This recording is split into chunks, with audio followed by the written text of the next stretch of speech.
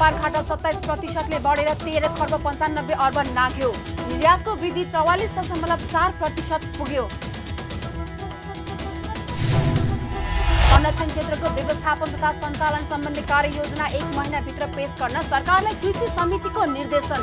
राष्ट्रिय प्रकृति संरक्षण कोषको भने शर्तै शर्त। र 2 दिन उच्च अङ्कको गिरावट आएको शेयर बजारमा बिहिबार भने दोहोरो अङ्कको चमक। विकास बैंक र जलविद्युत कम्पनीको शेयरमा लगानीकर्ताहरूको भिड।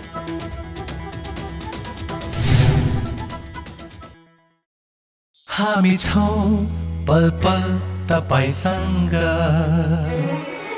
हिमाल पहाड तराईसँग, साथ छ हाम्रो बढ्ने कदमलाई। सलाम छ ती पोरखी हातहरूलाई, जिन्दगी सजाइदिन्छौँ हामी, हर सासको साथी बन्छौँ हामी।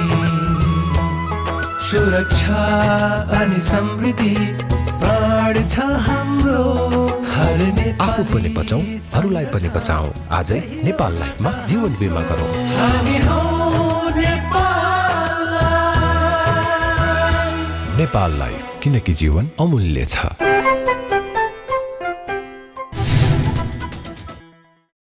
नमस्कार, कारोबार समाचारमा स्वागत छ। अब समाचार विस्तारमा। मुलुकको व्यापार घाटा 27.3% ले बढेर 13 खर्ब 95 अर्ब 71 करोड पुगेको छ। गत आर्थिक वर्षमा निर्यातको तुलनामा आयात उल्लेख्य रूपमा बढेका कारण व्यापार घाटा बढेर 13 खर्ब 95 अर्ब 71 करोड पुगेको हो। अघिल्लो वर्ष यस्तो घाटा 16.8% ले घटेको थियो। गत आर्थिक वर्षमा निर्यात आयात अनुपात 9.2% पुगेको छ। अघिल्लो वर्ष यस्तो अनुपात 8.2% रहेको थियो। नेपाल राष्ट्र बैंकले बिहिबार सार्वजनिक गरेको तथ्याङ्क अनुसार गत आर्थिक वर्षमा 15 खर्ब 39 अर्ब 84 करोडको सामान आयात भएको छ। आयात 28.7% ले बढेको राष्ट्र बैंकले जनाएको छ। अघिल्लो वर्ष यस्तो आयात 15.6% ले घटेको थियो। वस्तु आयात गरिने मुलुकका आधारमा भारत, चीन तथा अन्य मुलुकबाट भएको आयात क्रमशः 32.1%, 28.6% र 19.6% ले वृद्धि भएको छ। वस्तुगत आधारमा यातायातका साधन तथा पाट पूर्जा, कच्चा सोयाबिन तेल, एमएस बिलेट, चामल, सुन लगायतका वस्तुको आयात बढेको छ भने हवाई जहाजका पाट पूर्जा, कच्चा पाम तेल, भिडियो, टेलिभिजन तथा पाट पूर्जा, कोल्ड रोल्ड सीट इन्क्वाइल, सुपारी लगायतका वस्तुको आयात घटेको छ। आयात आकासिदा निर्यातको वृद्धि पनि उल्लेख्य भएको छ। गत आर्थिक वर्षमा निर्यातको वृद्धि 44.4% भएको छ। अघिल्लो वर्ष यस्तो निर्यात 0.6% ले वृद्धि भएको थियो। गत आर्थिक वर्षमा 1 खर्ब 41 अर्ब 12 करोडको सामान निर्यात भएको छ। गन्तव्यका आधारमा भारत तथा अन्य मुलुकतर्फ क्रमशः 51.7% र 27.7% ले निर्यात वृद्धि भएको छ भने चीनतर्फको निर्यातमा 14.7% ले कमी आएको छ। वस्तुगत आधारमा सोयाबिन तेल, अलैँची, धागो, पोलिस्टर तथा अन्य जुटका सामान, उनी गलैँचा लगायतका वस्तुको निर्यात बढेको छ भने पाम तेल, दाल जस्ता पाता, तार, चोकर लगायतका वस्तुको निर्यात घटेको छ। भारत सरकारले बीपी कोइराला स्वास्थ्य विज्ञान प्रतिष्ठानका लागि उपहार स्वरूप अक्सिजन प्लान्ट हस्तान्तरण गरेको छ। बिहिबार स्वास्थ्य मन्त्रालयमा आयोजित एक कार्यक्रमका बीच नेपालका लागि भारतीय राजदूत विनय मोहन क्वात्राले स्वास्थ्य तथा जनसङ्ख्या राज्य मन्त्री उमेश श्रेष्ठलाई भारतीय जनता र सरकारको तर्फबाट नेपाल सरकार मार्फत बीपी कोइराला स्वास्थ्य विज्ञान प्रतिष्ठान धरानका लागि अक्सिजन प्लान्ट हस्तान्तरण गर्नुभएको हो। अक्सिजन प्लान्ट ग्रहण गर्दै स्वास्थ्य तथा जनसङ्ख्या राज्य मन्त्री उमेश श्रेष्ठले सहयोग उपलब्ध गराएकोमा आभार व्यक्त गर्नुभयो। उहाँले भारत सरकारको यस सहयोगले अक्सिजनको अभावलाई पूर्ति गर्ने बताउनुभयो। भारत सरकारले कोभिड नियन्त्रणका लागि नेपाल सरकारलाई खोप लगायतका अन्य स्वास्थ्य सामग्रीहरू उपलब्ध गराएको उल्लेख गर्दै उहाँले आगामी दिनमा पनि कोभिडशील्ड खोप उपलब्ध गराउनेमा विश्वास व्यक्त गर्नुभयो। अक्सिजनको अभाव नहुनको लागि जुन प्लान चाहिँ ठुलो प्लान चाहिँ भारत सरकारले नेपाल सरकारलाई विशेष गरेर BPPHSमा उपलब्ध गराएको छ, त्यसको लागि म विशेष धन्यवाद दिन चाहन्छु। यसले भोलिको दिनमा इभन त्यहाँका बिरामीहरूलाई अक्सिजन सप्लाई साथसाथै अक्सिजनको अभावलाई चाहिँ ठुलो सहयोग पुग्नेछ भन्ने विश्वास दिएको छु। र यसको अलावा यो कोभिड कन्ट्रोलको लागि भारत सरकारले विशेष गरेर हामीलाई भ्याक्सिन यो चाहिँ सहयोगमा उपलब्ध गराइदिएर र धेरै सामानहरू जस्तो कि बेडदेखि लिएर र कोभिड-19को लागि औषधिदेखि लिएर कन्टिन्युअस हामीलाई जहाँ जे चिज पनि सबभन्दा नजिक र हाम्रो छिमेकी मुलुक भारत भएको हुँदाखेरि हामीले धेरै चिजमा चाहिँ यो कोभिड-19को कन्ट्रोलको लागि ठुलो सहयोग उपलब्ध भएको छ। त्यसको लागि नेपाल सरकारको तर्फबाट भारत सरकारप्रति हामी ज्यादै आभारी छौँ। आगामी दिनहरूमा पनि अझै भोलिको दिनमा पनि सहयोग पाउने अपेक्षा पनि राखेको छौँ, किनभने यो विभिन्न क्षेत्रमा हेल्थ सेक्टरको अलावा अन्य क्षेत्रमा पनि भारत सरकारले नेपाललाई धेरै ठुलो मद्दत पुर्याएको छ। आगामी दिनहरूमा पनि अब हामीलाई चाहिने भ्याक्सिनहरू विशेष गरेर कोभिसिल्ड भ्याक्सिनहरू हामीलाई उपलब्ध गराउन आवश्यक परेको कोभिसिल्ड भ्याक्सिन पनि भारत सरकारले उपलब्ध गराइदिएको खण्डमा हामीलाई सहज हुन्छ, किनभने डिस्ट्रिब्युसनको लागि पनि सहज हुन्छ। सो अवसरमा मन्त्री श्रेष्ठले वर्तमान सरकार बनेको 1 महिनाको अवधिमा करिब 50 लाख खोप लगाइसकेको पनि जानकारी गराउनुभयो। 18% जनतालाई खोपको पहिलो मात्रा र 13% जनतालाई खोपको दोस्रो मात्रा लगाइसकिएको पनि उहाँले जानकारी दिनुभयो। अहिले नै भनौँ कि यो सरकार आइसकेपछि हामीले करिबन चाहिँ 50 लाख 1 महिनाको दौरानमा 50 लाख भ्याक्सिनहरू लगाइसकेको छौँ। झन्डै 18% जनतालाई चाहिँ फर्स्ट डोज लगाएको छ भने सेकेन्ड डोज चाहिँ 13% जनतालाई लगाएको छ। टोटल जनताको चाहिँ 100 जना मध्येमा 30 जनालाई चाहिँ हामीले भ्याक्सिन लगाइसकेको जानकारी पनि यहाँलाई दिन चाहन्छु। कार्यक्रममा नेपालका लागि भारतीय राजदूत क्वात्राले कोभिड-19 संक्रमणका बेलामा अक्सिजन प्लान्टको आवश्यकता पर्ने भन्दै नेपाल र भारत छिमेकी देश भएका नाताले आपसमा निर्भर भएर काम गर्नुपर्ने बताउनुभयो। This is the first of its kind, as I said, perhaps in South Asia, definitely first in Nepal, and we would be very happy to work with the government of Nepal, with the health ministry, with the provincial governments, with the autonomous institutions, to install more and more such plants, depending upon their needs and requirements, of course, and in a framework of cooperation which benefits both Nepal and India. राजदूत क्वात्राले COVID-19 नियन्त्रणका लागि नेपाल सरकारलाई आगामी दिनमा पनि सहयोग गर्न भारत सरकार तयार रहेको बताउनुभयो।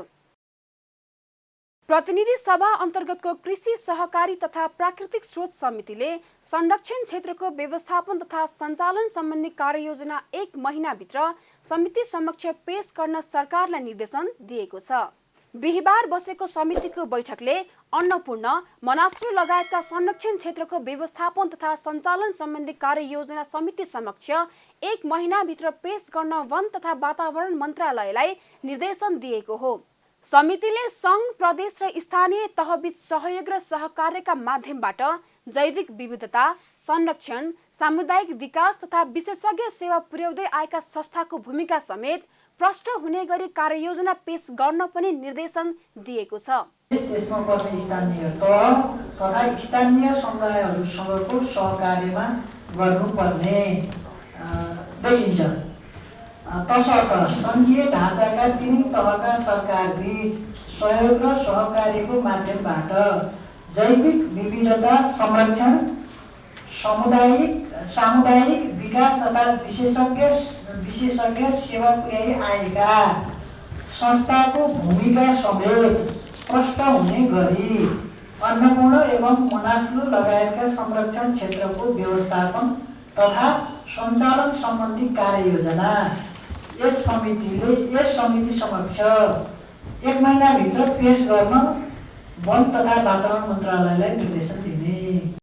हाल मुलुकमा रहेका 6 वटा संरक्षण क्षेत्रहरूमध्ये 3 वटा राष्ट्रिय प्रकृति संरक्षण कोषले, 2 वटा नेपाल सरकारले र 1 वटा स्थानीय बासिन्दाले नै संरक्षण र व्यवस्थापन गर्दै आएका छन्।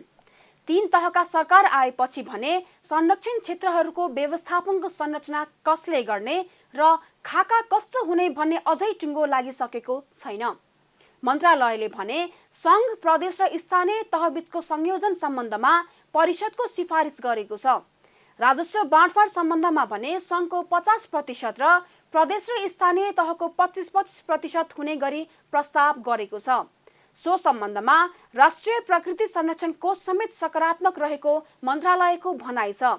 तर कोष मार्फत सञ्चालन हुने व्यवस्थापनका लागि आवश्यक पर्ने वार्षिक बजेट नेपाल सरकारबाट पनि अनुदानको रूपमा प्रदान गर्न कोभिड-19 ले गर्दा पर्यटकहरू कम भएको अवस्थामा कर्मचारी लगायतको व्यवस्थापनमा खर्च भएको 21 करोड रुपैयाँ भुक्तानी दिन लगायतको माग कोषले गरेको बैठकले जानकारी गराइएको छ।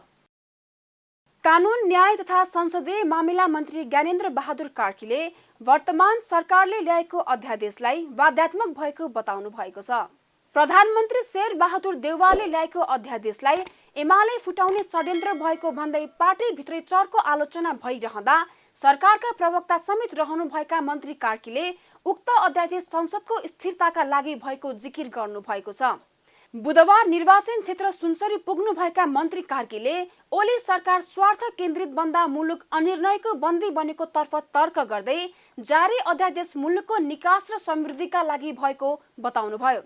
ओलीजीले ल्याएको ओली सरकारको टाइममा पनि अध्यादेश आएको थियो। त्यो स्वार्थ पूरा गर्नका निमित्त र अस्थिरता क्रिएट गर्नका निमित्त त्यो अध्यादेश थियो भनेदेखि यो अध्यादेश बाध्यताको उपज हो र यो अध्यादेशले अहिलेको संसदको स्थिरताका निमित्त र यो पद्धतिका स्थिरताका निमित्त यो अध्यादेशको आवश्यकता भएको हुनाले यो सरकारले अध्यादेश लिएको हो। कार्कीले वर्तमान सरकार छिटै विस्तार हुने समेत बताउनु भएको छ। उहाँले गठबन्धनको संस्कृतिलाई बलियो बनाएर लैजाने भन्ने विषयमा छलफल जारी रहेकाले सरकार विस्तारमा ढिलाइ भएको बताउनु भएको छ। यो गठबन्धनको संस्कृतिलाई सुदृढ र प्रभावकारी बनाउन हामी छलफलकै क्रममा छौँ र नयाँ सरकार चाँडै नै गठन हुनेछ र यो सरकारले देशमा स्थायित्व र विकासको गतिलाई अगाडि बढ्ने काम गर्नेछ। मन्त्री कार्की कोशी टापु वन्यजन्तु आरक्षण क्षेत्रको विस्तार र स्थानीयको समस्या बुझ्न सुनसरी पुग्नु भएको थियो। मन्त्रीसँगै पुगेको राष्ट्रिय निकुञ्ज तथा वन्यजन्तु संरक्षण विभागका महानिर्देशक सहितको टोलीले स्थानीयले झेल्दै आएको हात्ती सहितका जंगली जनावरको आक्रमण रोक्न आवश्यक कार्ययोजना अघि बढाउने विषयमा पहल चाल्ने बताएको छ। राज्य व्यवस्था तथा सुशासन समितिले निर्मला पन्तको हत्यामा संलग्न अपराधीलाई यथाशीघ्र छानबिन गरी कारबाही गर्न सरकारलाई निर्देशन दिएको छ। बिहिबार सिंहदरबारमा बसेको समितिको बैठकले निर्मला पन्तको बलात्कारपछि हत्या भएको 3 वर्ष बितिसक्दा समेत दोषी पत्ता लगाउन नसकेको भन्दै सरकारले यथाशीघ्र छानबिन गरी दोषीलाई कारबाही गर्न निर्देशन दिएको हो। समितिले दार्चुला जिल्लाका जयसिंह धामीको तुइन तर्ने क्रममा बेपत्ता भएको घटनाबारे तत्काल कारबाही प्रक्रिया अघि बढाउन पनि सरकारलाई निर्देशन दिएको समितिकी सभापति शशि श्रेष्ठले बताउनुभयो। समितिले दार्चुलाको व्यास नगरपालिकाका जनतालाई आवश्यक औषधि र खाद्यान्नको व्यवस्था गर्न पनि सरकारलाई निर्देशन दिएको छ। अहिले देशमा बालिका र महिलाहरू हिंसा, हत्या र बलात्कारको शिकार भइरहेकोले यस्ता घटनालाई नियन्त्रण गर्न पनि समितिले सरकारलाई निर्देशन दिएको छ। समितिले चाडबाड नजिकै गरेकोले चाडबाडमा हुने उपभोग्य सामग्रीमा अस्वाभाविक मूल्य वृद्धि, जनस्वास्थ्यलाई असर गर्ने गुणस्तरहीन सामग्री र कालो बजारी रोक्न पनि सरकारलाई निर्देशन दिएको सभापति श्रेष्ठले बताउनुभयो। कञ्चनपुर जिल्लाकी निर्मला पन्तको मिति 2075 साल साउन 10 गते बलात्कार गरी हत्या भएको घटना 3 वर्ष बितिसक्दा पनि हालसम्म उक्त घटनाको सत्य तथ्य बाहिर आउन नसक्नु दुःखद कुरा हो। तसर्थ तत्काल सत्य तथ्यका आधारमा उक्त घटनामा संलग्न अपराधीलाई यथाशीघ्र सार्वजनिक गरी हदैसम्मको कानुनी कारबाही गर्ने, बालिका र महिलामाथि हुने हिंसा, बलात्कार र हत्याका घटनाहरूलाई नियन्त्रण र अपराधीलाई समयमै कारबाही गर्न नसक्दा त्यस्ता मानवता विरोधी गण्य अपराधका घटनाहरू बढ्दै गइरहेको सन्दर्भमा त्यस्ता घटनाहरू तत्काल नियन्त्रण र अपराधीलाई हदै समयको हदैसम्मको कारबाही गर्न आवश्यक व्यवस्था मिलाउने, चाडबाडका समयमा अत्यधिक उपभोग हुने दैनिक उपभोग्य सामग्रीको अस्वाभाविक मूल्य वृद्धि, कालोबजारी तथा जनस्वास्थ्यलाई खेलवाड गर्ने मानवता विरोधी जघन्य अपराधको रूपमा रहेको गुणस्तरहीन खाद्य सामग्री एवं म्याद सकिएका अखाद्य वस्तुहरू रिलेबलिङ गरेर बिक्री वितरण गर्ने लगायतका गैर कानुनी एवं आपराधिक कार्यहरू नियन्त्रण र नियमन गर्न अन्य सरकारी निकायहरूसँगको समन्वयमा बजार अनुगमन गरी छानबिनका क्रममा दोषी ठहरिएकाहरूलाई कडाभन्दा कडा कारबाही गर्ने आवश्यक पर्यो भनेदेखि कानुनी संशोधनको बाटो पनि लिनुपर्ने हुन्छ। यो कुराहरू चाहिँ मैले यहाँ राख्दै सरकारलाई यति कुराको निर्देशन दिने। समितिले हिंसा, बलात्कार र हत्याका घटनाहरू बढिरहेकोले यसलाई नियन्त्रण गर्न र अपराधीलाई कडा कारबाही गर्न सरकारलाई निर्देशन दिएको छ। लगातार 2 दिन उच्च अङ्कको गिरावट आएको शेयर बजारमा साताको अन्तिम दिन भने दोहोरो अङ्कको चमक आएको छ। शेयर बजार मापन गर्ने नेप्से परिसूचक बिहिबार 17.60 अङ्कले बढेर 3094.05 अङ्कमा पुगेको हो। लगातार 2 दिन शेयर बजारमा उच्च अङ्कको गिरावट आएको थियो। शेयर बजारमा मङ्गलबार 56.03 र बुधबार 48.22 अङ्कको पहिरो गएको थियो। नेप्से परिसूचकमा दोहोरो अङ्कको सुधार देखिए पनि कारोबार रकम भने अघिल्लो दिनको तुलनामा सामान्य मात्रै बढेको छ। दिनभर कुल 232 कम्पनीको 2 करोड 16 लाख किता शेयर 13 अर्ब 42 करोड रुपैयाँ बराबरमा किनबेच भएको छ। बुधबार 1 करोड 95 लाख 79 हजार किता शेयर जम्मा 12 अर्ब 9 करोड रुपैयाँमा मात्र किनबेच भएको थियो। अधिकांश परिसूचक रातो भए पनि विकास बैंक, जलविद्युत र वित्त समूहको परिसूचकमा छाएको हरियालीले समग्र बजारलाई केही माथि उकालेको छ। विकास बैंक समूहको परिसूचक 241.65 अङ्कले बढ्दा जलविद्युत 169.37 अङ्क र वित्त समूहको परिसूचकको 120.22 अङ्क बढेको छ। सर्वाधिक घट्नेमा भने जीवन बीमा समूहको परिसूचक 154.64 अङ्कले घटेको छ।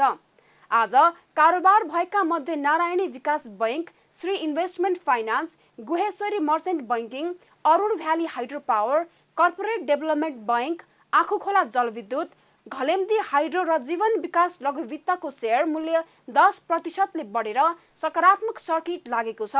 Khanikhola hydro, synergy power, Dibyeshwori hydro, mountain energy, multipurpose finance र रिलायन्स फाइनान्सको शेयर मूल्य 9% भन्दा धेरैले बढेको छ। आज कारोबार भएका मध्ये अरुण भ्याली हाइड्रो पावरको सर्वाधिक 93 करोड 84 लाख रुपैयाँको शेयर कारोबार हुँदा अरुण कावेलीको 45 करोड, रिडी हाइड्रो पावरको 34 करोड 56 लाख र महालक्ष्मी विकास बैंकको 31 करोड 75 लाख रुपैयाँमा शेयर किनबेच भएको छ। सरकारले राष्ट्रिय पुनर्निर्माण प्राधिकरणले गर्दै आएको बाँकी काम सम्बन्धित निकायलाई नै हस्तान्तरण गर्ने निर्णय गरेको छ। बुधबार सिंहदरबार स्थित प्रधानमन्त्री तथा मन्त्री परिषदको कार्यालयमा बसेको राष्ट्रिय पुनर्निर्माण प्राधिकरण निर्देशक समितिको बैठकले राष्ट्रिय पुनर्निर्माणको बाँकी काम सम्बन्धित निकायबाटै कार्य सम्पादन हुने गरी हस्तान्तरण गर्ने निर्णय गरेको हो। प्राधिकरणले सम्पादन गरेर बाँकी रहेका कामहरू सम्बन्धित निकायबाटै हुने गरी हस्तान्तरण गर्ने निर्णय गरिएको प्रमुख कार्यकारी अधिकृत सुशील गेवालीले जानकारी दिनुभयो। जस अनुसार विपद व्यवस्थापन सम्बन्धी बाँकी कामहरूलाई राष्ट्रिय विपद जोखिम न्यूनीकरण तथा व्यवस्थापन प्राधिकरणबाट सम्पन्न गरिनेछ भने शहरी विकास मन्त्रालयले निजी आवास, स्वास्थ्य संस्था र सरकारी भवनहरूको पुनर्निर्माणको कामलाई व्यवस्थापन गर्नेछ। विद्यालय, विश्वविद्यालय र स्वास्थ्य संस्थाको पुनर्निर्माण सम्बन्धी कामको व्यवस्थापन शिक्षा तथा स्वास्थ्य मन्त्रालयले गर्नेछ। राष्ट्रिय पुनर्निर्माण प्राधिकरणको 20औं निर्देशक समितिको बैठक भर्खरै सम्माननीय प्रधानमन्त्री शेरबहादुर देउवाजीको अध्यक्षतामा सम्पन्न भएको छ। यो निर्देशक समितिको बैठकले प्राधिकरणले हालसम्म गरेको कामलाई धन्यवाद दिँदै पुनर्निर्माणमा बाँकी रहेका कामहरूलाई चाहिँ हस्तान्तरण प्रक्रिया अगाडि बढाउने निर्णय गरेको छ र अब पुनर्निर्माण प्राधिकरणबाट भएका कामहरूमध्ये विशेष गरेर विपद व्यवस्थापनसँग सम्बन्धित कामहरू, त्यसको दीर्घकालीन चाहिँ तपाईँको विपद व्यवस्थापनको कामसँग सम्बन्धित कुराहरूलाई चाहिँ राष्ट्रिय विपद जोखिम न्यूनीकरण तथा व्यवस्थापन प्राधिकरणबाट समन्वय, अनुगमन र चाहिँ समग्र कामको व्यवस्थापन गर्ने गरेर जानेछ भने त्यस्तै गरी थप चाहिँ अरू निकायहरू शहरी विकास मन्त्रालयले निजी आवास पुनर्निर्माणसँग सम्बन्धित कामलाई व्यवस्थापन गर्नेछ, स्वास्थ्य संस्था र सरकारी भवनहरूको पुनर्निर्माणको कामलाई व्यवस्थापन गर्नेछ। त्यस्तै शिक्षा मन्त्रालयले हाम्रो विद्यालयको पुनर्निर्माणसँग सम्बन्धित कामहरूलाई, विश्वविद्यालयको पुनर्निर्माणसँग सम्बन्धित कामहरूलाई व्यवस्थापन गर्नेछ र त्यस्तै गरेर चाहिँ स्वास्थ्य संस्थाको पुनर्निर्माण सम्बन्धित कामहरू शहरी विकास मन्त्रालयले गर्नेछ। यो ढङ्गले पुनर्निर्माणको कामहरूलाई अब हस्तान्तरण गरेर अगाडि बढ्ने खालको निर्णय आज चाहिँ भयो। 2072 साल वैशाख 12 गते गएको विनाशकारी भूकम्पले क्षति पुर्याएका भवनहरूको पुनर्निर्माणको कामलाई अघि बढाउन सरकारले राष्ट्रिय पुनर्निर्माण प्राधिकरण गठन गरेको थियो। सत्तारूढ दल नेपाली कांग्रेसका नेता प्रकाशमान सिंहले पार्टी सभापति तथा प्रधानमन्त्री शेरबहादुर देउवा तानाशाह बन्न खोजेको आरोप लगाउनु भएको छ। बिहिबार नेपाल महिला संघ काठमाडौँले मङ्गलादेवी सिंहको 25औं स्मृति दिवसको उपलक्ष्यमा आयोजित कार्यक्रममा नेता सिंहले पार्टी क्रियाशील सदस्यता मनलाग्दै गरेको र अब उनीहरूलाई समान व्यवहार नगरेर तानाशाह बन्न खोजे त्यो सह्य नहुने बताउनु भएको हो। उहाँले सभापति देउवाले आफ्नो पक्षका क्रियाशील सदस्यलाई कुनै समय सीमा नराख्ने र अरूलाई मात्रै नीति नियममा राख्ने किसिमको व्यवहार गर्न नमिल्ने बताउनु भयो। नेता सिंहले सभापति देउवाले जान्दा जान्दै पनि हरेक 4 वर्षमा गर्नुपर्ने महाधिवेशनलाई पदमा बस्नका लागि पार्टीको विधान मिचेको बताउनु भयो। विधि प्रक्रिया पूरा नगर्ने अब चाहिँ के छ भने पदमा चाहिँ बस्ने, पार्टी सभापति हुने, अनि पार्टी सभापति भएपछि हरेक 4 वर्षमा महाधिवेशन हुन्छ भनेर थाहा पाइकन पनि यो क्रियाशील सदस्यताको यो काम चाहिँ उहाँले चाहिँ पार्टीको विधान अनुसार गरेको भए त आज यो अवस्थामा आउने नै थिएन नि। उहाँले त के हो भन्दाखेरि गर्छु भनेर भन्ने तर चाहिँ कामबाट चाहिँ त्यसलाई चाहिँ पुष्टि चाहिँ उहाँले चाहिँ गर्न सक्नु भएको चाहिँ छैन। र मुख्य कुरा के हो भन्दाखेरि पार्टी सभापतिले खास गरेर यो चाहिँ पार्टीको चाहिँ जुन विधान अनुसार यो सबैलाई चाहिँ समान रूपमा चाहिँ क्रियाशील सदस्यताको क्राइटेरिया त एकनाश हुनु पर्यो नि त। उहाँको आफ्नो मान्छेहरूलाई चाहिँ क्राइटेरिया नचाहिने कहाँबाट हुन्छ त्यसमा यदि उहाँलाई चाहिँ यसमा पनि जबरजस्त गर्नुभयो भने हामीले पनि थाहा छ नेपाली कांग्रेसको इतिहास कस्ता तानाशाहलाई चाहिँ हामीले चाहिँ अब यो चाहिँ के छ भन्दाखेरि अब ढालेका छौँ भने पार्टीभित्र कोही तानाशाह बन्न खोज्छ भने त्यसलाई चाहिँ हामीले चाहिँ सशक्त रूपमा यो चाहिँ डेमोक्रेटिक नर्म्सभित्र बसेर के गर्नुपर्छ हामी चाहिँ देखाउँछौँ। नेता सिंहले क्रियाशील सदस्यता छानबिनमा पनि व्यापक धाँधली भएको बताउनु भयो। उहाँले नेपाली कांग्रेस जस्तो डेमोक्रेटिक पार्टीले पार्टीको महाधिवेशन निष्पक्ष हुनुपर्ने समेत बताउनु भयो। कारोबार समाचारमा अब सुन चाँदी र विदेशी विनिमय दर सम्बन्धी जानकारी।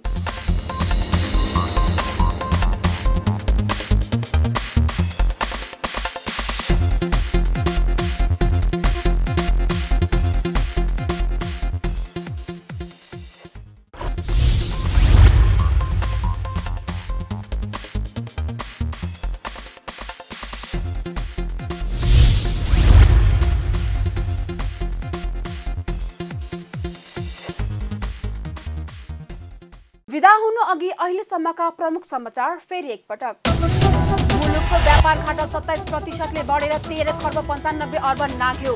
निर्यातको वृद्धि 44.4% पुग्यो। संरक्षण क्षेत्रको व्यवस्थापन तथा सञ्चालन सम्बन्धी कार्ययोजना 1 महिनाभित्र पेश गर्न सरकारलाई कृषि समितिको निर्देशन। राष्ट्रिय प्रकृति संरक्षण कोषको भने शर्तै शर्त। र 2 दिन उच्च अङ्कको गिरावट आएको शेयर बजारमा बिहिबार भने दोहोरो अङ्कको चमक। विकास बैंक र जलविद्युत कम्पनीको शेयरमा लगानीकर्ताहरूको भिड।